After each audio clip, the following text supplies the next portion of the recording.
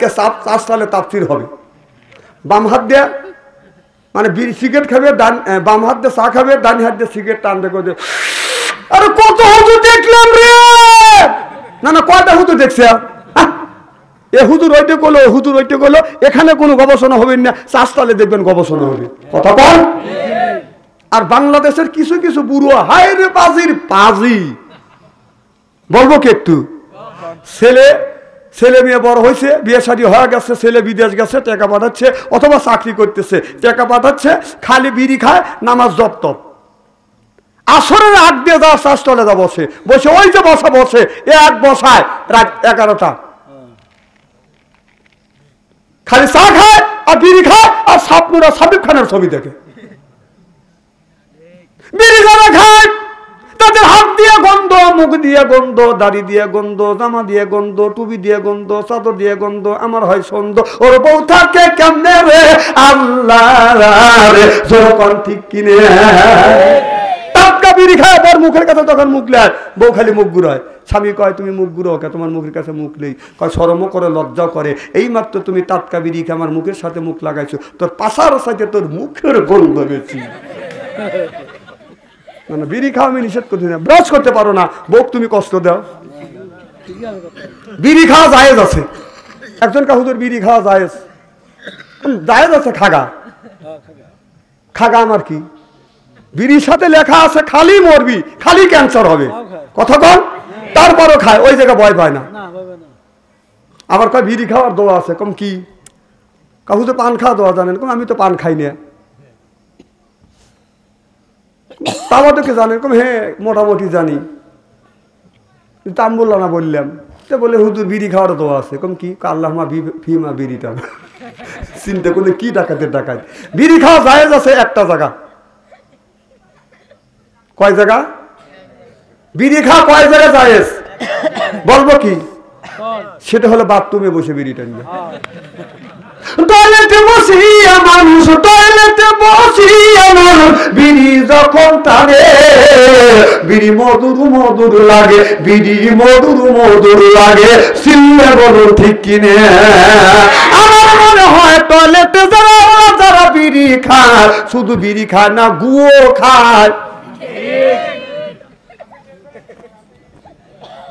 আমি টের পেলাম কিভাবে, ওয়াদানে ভাড়া দিয়েন না আমাকে, টয়লেটে বিড়ির মতো খালি তাই না, রমজান মাসে একজন বিড়ি টানতেছে টয়লেটে যায়, আমি নামাজ পড়তে যাবো জোহরের আগে, প্রস্তুতি নিচ্ছি, কারণ টয়লেটের কাম সারিয়ে আসি, এখন যা দিয়েছে গোড়া খালি দুমো উঠতেছে, চিন্তা করলাম এখানে কি আগুন লাগছে নাকি, এখন আগুন লাগছে নাকি, নক করলাম যে ভিতরে কাশতেছে, তাহলে তো মাল এখানেই আছে, কারণ এখান থেকে দুমো গোলা বাড়াচ্ছে। উনি বের হয়ে আসে, যে আমার দেখছে, সালাম আলাইকুম হুজুর, বকত করে বিড়ির গন্ধ আমার নাকে চলে আসছিল, যা দেখি আমি ঢুকে যা দেখে যে বিড়ি এরকম করে ফালা দিছে, দুমো ঠিক ভাবে উঠতেছে, চিন্তা করলাম মাল এই জায়গায় ধরা খাচ্ছে। উত্তর কি পাইছেন নাকি, এই পাশে, উনি খুশি হয়ে গেছে। আমি এই ধরনের অবস্থাই করি, মানে বিড়ি খান আমি আপিত্ত করি না, টয়লেটে যা বিড়ি খাওয়া লাগবে, কত বড় ক্ষতি হয় আপনি তা জানেন।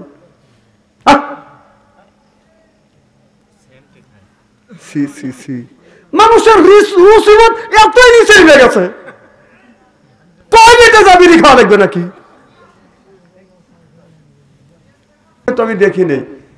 আল্লাহ বললেন জিবরাইল তুমি চলে তোমার বন্ধুর কাছে, জিবরাইল আলাইহিস সালাম চলে আসলেন, মোহাম্মদ হাই গিবনা গোপ্তা টানা গুপ্তা, জিবরাইল হাই গিবনা গোপ্তা টানা গুপ্তা, রব্বুল জলি মারহাবাটা জোরে কর। জিবরাইল আলাইহিস সালাম আমার নবীর কাছে এসে হাজির হয়ে গেলেন, ডেকে বলি ইয়া রাসূলুল্লাহ, ইয়া হাবিবাল্লাহ, আকিমুস সালাহ, আল্লাহ নামাজের কথা বললেন, কিভাবে আপনি নামাজ পড়বেন, আল্লাহ আমাকে সেই জিনিসটা আল্লাহ রাব্বুল আলামিন দেখা দিয়েছে। নামাজের আগে আপনার ওযু দিতে হবে, ওযু না দিলে বাদান নামাজ হয় না, ওযু যদি না করেন আপনার কোরআন শরীফ বাদান পড়তে পারবেন না। লা ইয়ামযু ইল্লাল মুতাহহারুন, আগে তুমি ওযু দাও, এরপরে আল্লাহর কোরআন তেলাওয়াত করো, এ কথা কার? জোর কর, আরো জোরে, জোর হলো না। ওযু ছাড়া সরাসরি কোরআন শরীফ তাজ করা যায় না।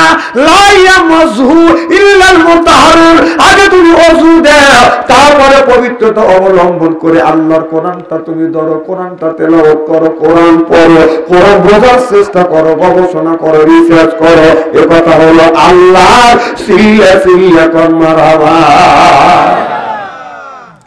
জিবরাইল আল্লাহ নবী বলে, জিবরাইল আমি নবী তো ওযু দেওয়া জানি না, কিভাবে আমি ওযু দেব?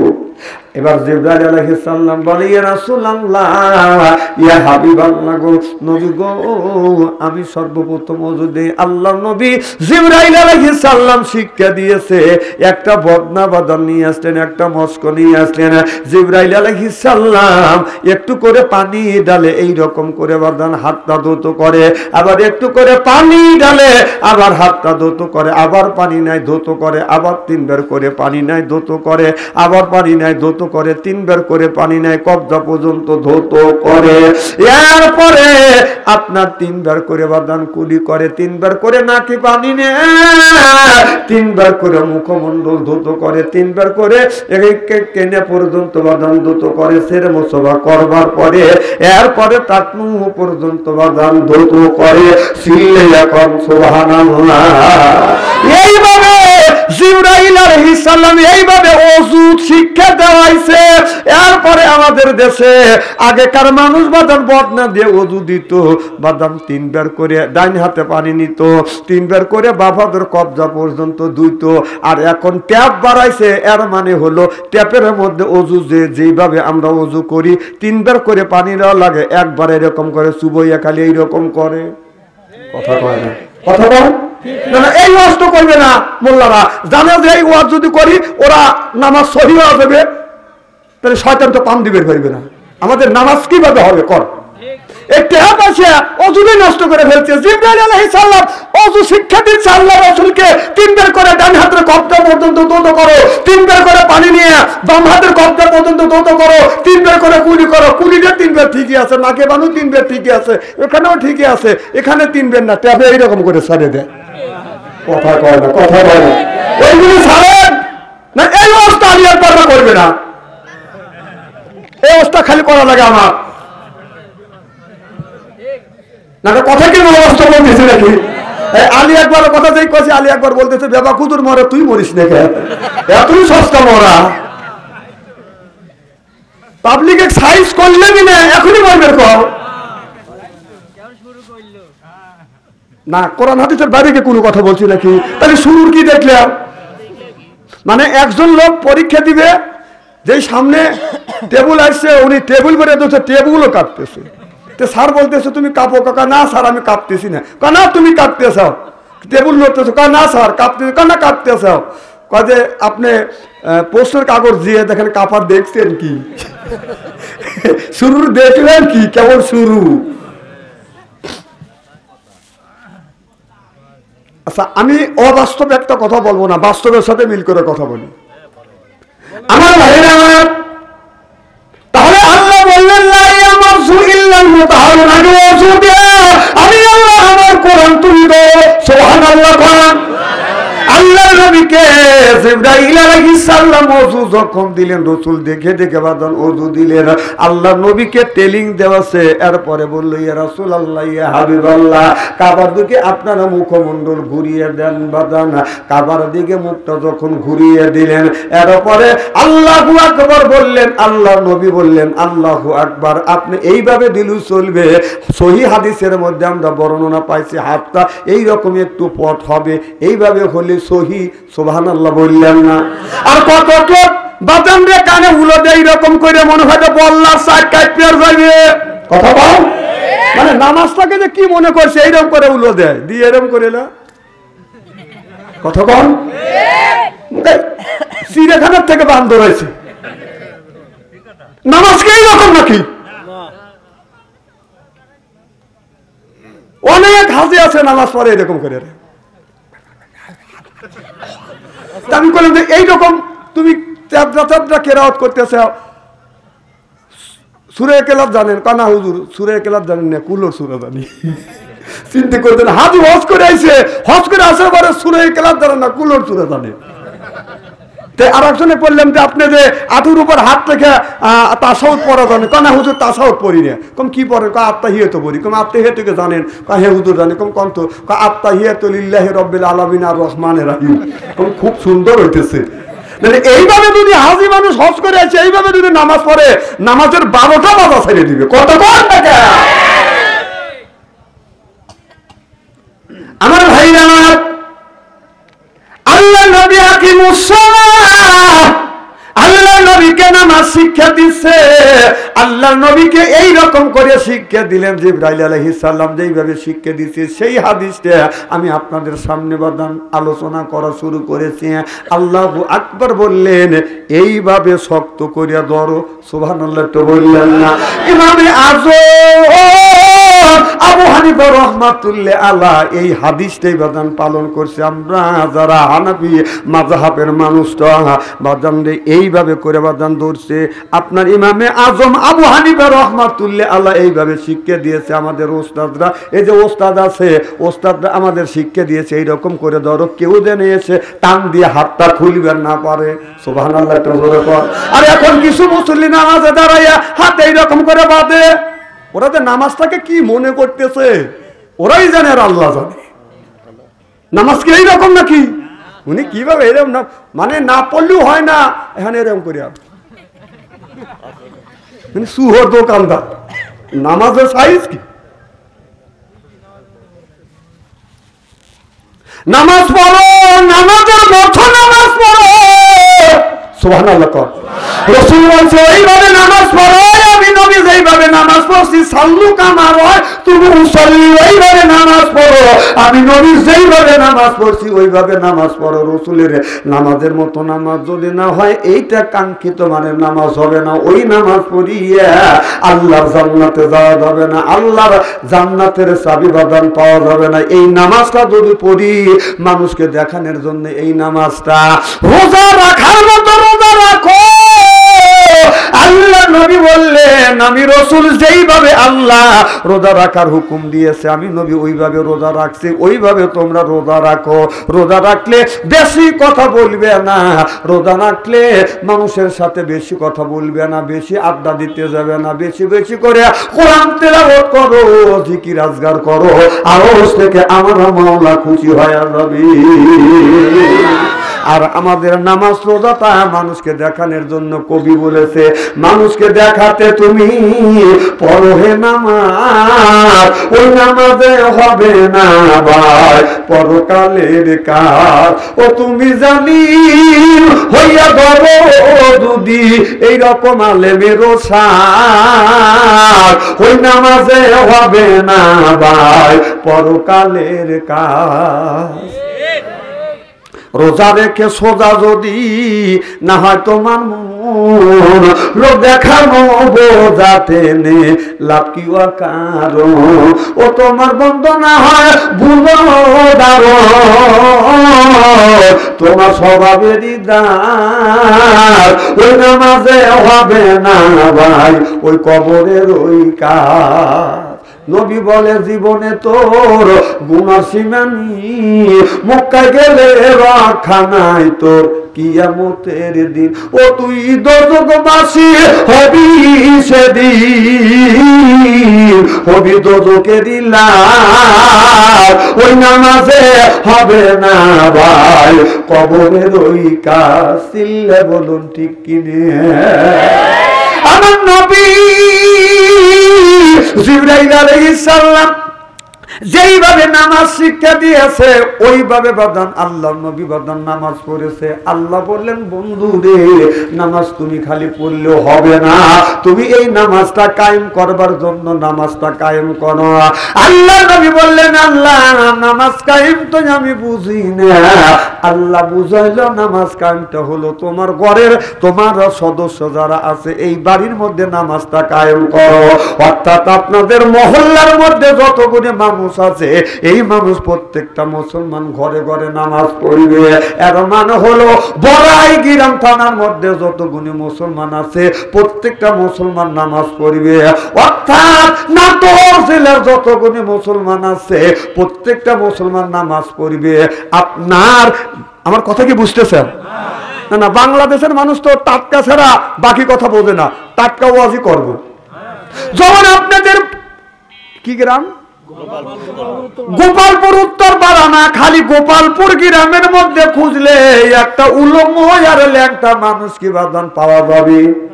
জোরকন, কারণ কাপুর কায়েম হয়ে গেছে, প্রতিষ্ঠিত হয়ে গেছে। আল্লাহ বললে গ্রাম খুঁজলেও যেন উলঙ্গ আর ল্যাংটা মানুষ পাওয়া যায় না, গ্রাম খুঁজলেও যেন একটা বেনামাজি পাওয়া যায় না। এরই নাম হলো নামাজ কায়েম। সিরিয়ে এখন মারহাবা নারে তাকবীর। আল্লাহ নবী বললেন, আল্লাহ বলেন বন্ধুরে তুমি শুধু নামাজ পড়লেও হবে না, তোমার সর্বপ্রথম তোমার অর্ধঙ্গিনী যে তাকে নামাজ শিক্ষা দাও। সুবহানাল্লাহ। প্রত্যেকটা পুরুষের অর্ধঙ্গিনী কে? কেউ কয় স্ত্রী, কেউ কয় বউ। মানে বউর উপর থেকে মন চটিয়ে গেছে।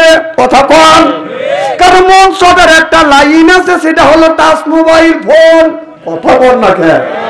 এই যে ফোন আছে যতটুকু উপকার হয়েছে অপকারের দিক বাদান তার চাইতে বেশি হয়ে গেছে।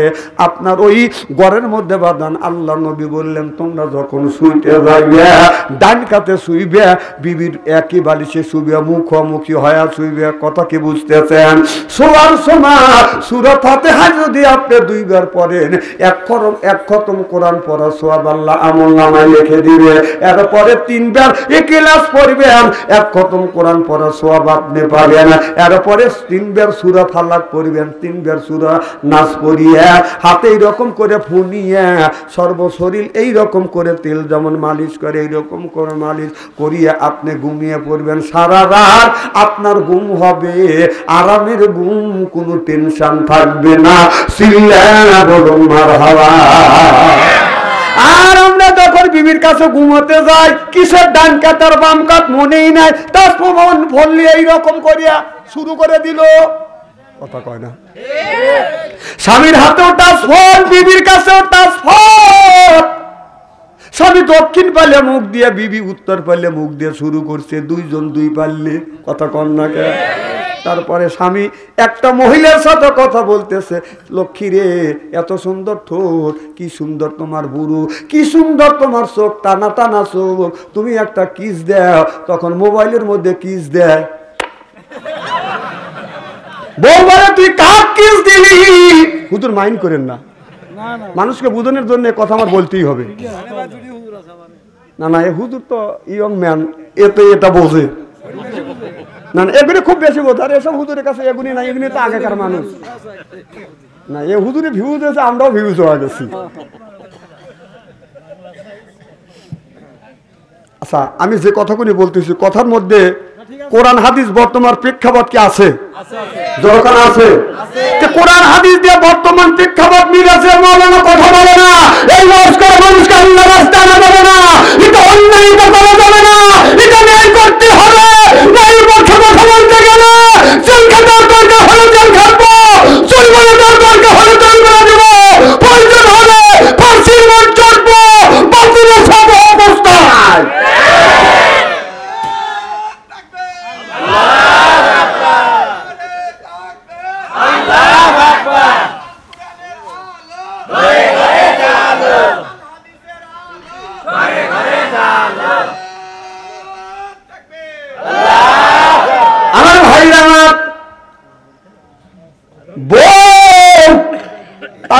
অসুবিধা হইতেছে নাকি? 16টা বছর আল্লাহু আকবার বলবে দিয়ে দেন নাই, 16টা বছর খেপাদানি নিয়েন না। যারা যে আমাদের জন্ম নেওয়ার পরপরই আমাদের ডান কানে শুনেছে আল্লাহু আকবার সুবহানাল্লাহ, সেটা হলো আযানের দড়ি, বাম কানে শুনেছে আল্লাহু আকবার, সেটা হলো ইকামত সুবহানাল্লাহ। তারপরে আমাদের শেষ সমাপ্তি যেদিন দুনিয়া থেকে বিদায় হবে, শেষ নামাজ, শেষ জানাজার নামাজ, প্রথম তাকবীর আল্লাহু আকবার, শেষ তাকবীর আল্লাহু আকবার। জোরে বল। এই আল্লাহু আকবারের ধ্বনি আমাদের 16টা বছর নিতে দেয় না, কথা বল না কে? এখন আল্লাহ আকবার ধ্বনি দিলে আপনাদের কুচুর মুচুর ঠেকা কে? এখন ঠেকায় কে? এই যে বাংলাদেশের যতগুলি দল আছে, দুইটা দল বাংলাদেশে ভালোবাসে। একটা হলো বিএনপি, তারা বলে জাতীয়বাদী বাংলাদেশ, মারহাবাটা জোরে কর। আর পরে জামাতি ইসলাম বাংলাদেশ, আর আওয়ামী লীগরা তো খালি করছে বাংলাদেশ। এই বাংলাদেশ না, ভারতের বাংলাদেশ। এই বাংলাদেশের কথা বললে ওরা বলতো ওরা খালি বাংলাদেশ, জয় বাংলা, জয় বঙ্গবন্ধু। কথা বল না কে? ওকে বাংলাদেশের কথা বলছে, ও বাংলাদেশের জয় না হলি বাংলাদেশের কথা বলতো। ও বাংলাদেশে বলে না, জয় বাংলা বলে, এর মানে ভারতের জম্মা। একটা লোক দেখেন, একটা নেতা কর্মী কোনদিন বলছে বাংলাদেশ আওয়ামী লীগ জয় বাংলা, বাংলাদেশ আওয়ামী লীগ জয় বাংলা। আওয়ামী লীগ থেকে বলছে ওরা জয় বাংলা, জয় বাঙালি। মানে জয় শব্দের অর্থ কি? অর্থ কি? এই জয় শব্দের অর্থ হিন্দুর থেকে আসছে। তারপরে আপনার এই যে জয় বাংলা বলে, এই বাংলা না ওই বাংলা। কথা কয় না, এখনো রয়েছে এই ওটা। সেই দল করিস, আবার সেই দলের প্রসঙ্গে লজ্জা করে না? তুই মুসলমানের বাচ্চা হয়ে লিল্লাহে তাকবীরে একটা যদি দেখাতে পারেন যে আওয়ামী লীগের লোক কোনদিন লিল্লাহে তাকবীর বলছে, আল্লাহু আকবার বলছে, যদি দেখাতে পারেন আপনাদের পায়ের জুতোর আমার স্যান্ডেল। আর সেই দল সমর্থক এসব লজ্জা করে না, তুমি মুসলমান, আমার সন্দেহ হয়। সাইজকে হক কথার সায় দেওয়া।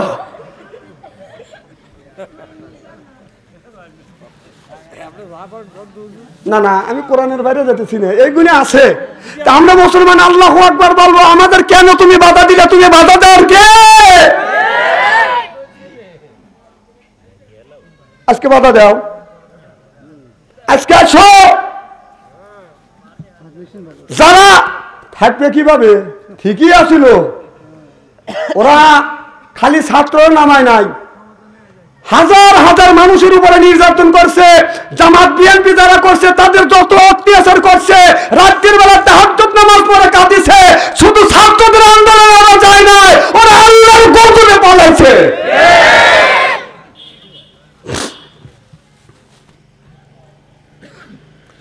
আমার ভাইরা ভালো করে লক্ষ্য করে শুনুন। আল্লাহ নবী বললেন, জিবরাইল আলাইহিস সালাম আল্লাহর পক্ষ থেকে আইন আসলো, আল্লাহ অর্ডার দিল, বন্ধুরে তুমি তোমার অর্ধঙ্গিনী তাদের কাছে নামাজটা চালু করে দাও। সুবহানাল্লাহ বললেন না? আমার নবী যা বলে, খাদিজা আমি যে নবী, তুমি তোমার কি বিশ্বাস হয়? মা খাদিজাতুল কুবরা বলে, ইয়া রাসূলুল্লাহ, ইয়া হাবিবাল্লাহ, আমার বিশ্বাস আপনি আল্লাহর নবী। সুবহানাল্লাহ বললেন না? নবী বলেন, খাদিজা রে, আল্লাহর পক্ষ থেকে আমার আল্লাহ আমার কাছে ওহী নাযিল করেছে, আমি নামাজ শিক্ষা দিয়েছি। আল্লাহ নামাজ শিক্ষা দিয়েছে, নামাজ তোমারও পড়তে হবে। খাদিজা বলে, রাসূল গো, আমি নামাজ পড়া জানি না। আল্লাহ নবী বলে, খাদিজা আমি নবী যেইভাবে ওযু দেব তুমি সেইভাবে ওযু দাও। আপনার নামাজের চাবি, নামাজের বেহেশতের চাবির নাম হলো নামাজ। as-সালাতুল মিফতাহুল জান্নাহ, এটা বেহেশতের চাবি। নামাজের চাবি হলো বাজান ওযু। সিল্লে এখন মারহাবা। আমাদের এলাকায় এক হুজুর কইছে যে নামাজ পড়ে আল্লাহর কাছে, নামাজ পড়ে আল্লাহর কাছে মোনাজাত করে যা চাওয়া যায় তাই পাওয়া যায়। তাই একজন লোক বলতেছে, হুজুর নামাজ পড়ে আল্লাহর কাছে যা চাওয়া যায় তাই পাওয়া যায়, সব মৌলবী কয়। আচ্ছা বলেন তো, আল্লাহর কাছে যা চাওয়া যায় তাই কি পাওয়া যায়? যে হ্যাঁ পাওয়া যায়। তা হুজুর কয়দিন নামাজ পড়বেন? হ্যাঁ বলেন তো, নামাজ কি কয়দিন পড়ার জিনিস? প্রত্যেক দিন পড়বেন, ইনশাল্লাহ একদিন আল্লাহ কবুল করে নিবে। সুবহানাল্লাহ।